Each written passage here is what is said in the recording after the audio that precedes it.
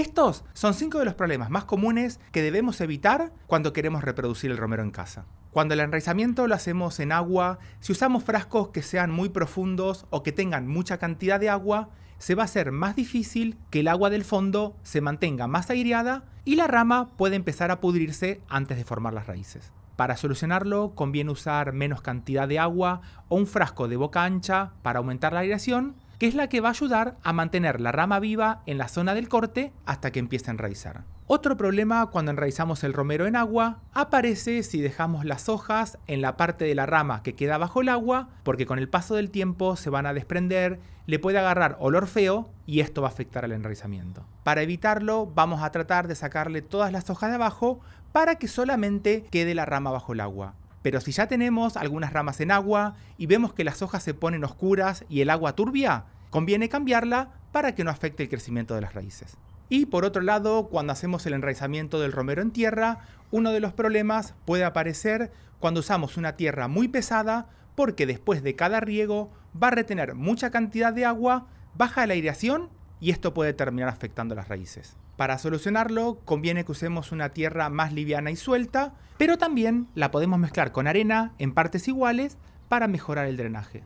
Otro de los problemas que a veces puede afectar el enraizamiento es que el recipiente no tenga perforaciones en la base o sean muy pequeñas. Aunque la tierra sea liviana, si el agua no puede salir y se empieza a acumular, esta agua desplaza el aire y esto es lo que va a terminar afectando con el tiempo a todo el enraizamiento. Para solucionarlo, cuando vamos a enraizar romero, tomillo, es mejor que le hagamos mayor cantidad de perforaciones por la base para que el agua se pueda ir más rápido. Por otro lado, si el enraizamiento en tierra lo hacemos en alguna maceta o bandeja, si después de plantar las ramas lo dejamos así, como todavía no tienen raíces, las ramas se van a deshidratar muy rápido y no van a enraizar. Para ayudar a conservar la humedad, si usamos bandejas o macetas, las podemos dejar adentro de una bolsa de plástico transparente que va a ayudar a mantener la humedad hasta que empiecen a enraizar.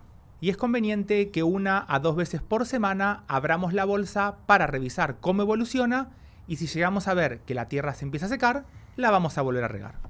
Y como punto extra para tener mayor éxito en la reproducción del romero, sin importar si lo hacemos en agua o en tierra, es la selección de la rama que vamos a usar para enraizar. Las que mejor funcionan son las ramas jóvenes, pero que empezaron a formar un poco de leña. Si vemos una rama desde la punta, al principio va a ser toda de color verde, llega un momento donde se empieza a poner de un color marrón y si vamos más abajo, se empieza a formar la leña. Esta sería la rama ideal porque va a tener mayor cantidad de reservas y va a estar mucho más activa para enraizar. Al momento de cortarla es mejor hacerlo por arriba de 2 brotes para que la planta madre se recupere mucho más rápido. Le sacamos las hojas de abajo y le hacemos un corte en diagonal. Si en casa llegamos a tener aloe o canela, le podemos poner en la zona del corte para protegerla antes de plantarlas en la tierra. Hasta ahora, durante esta primera etapa, donde estamos enraizando las pequeñas ramas de romero, las plantas se van a mantener en un ambiente mucho más húmedo.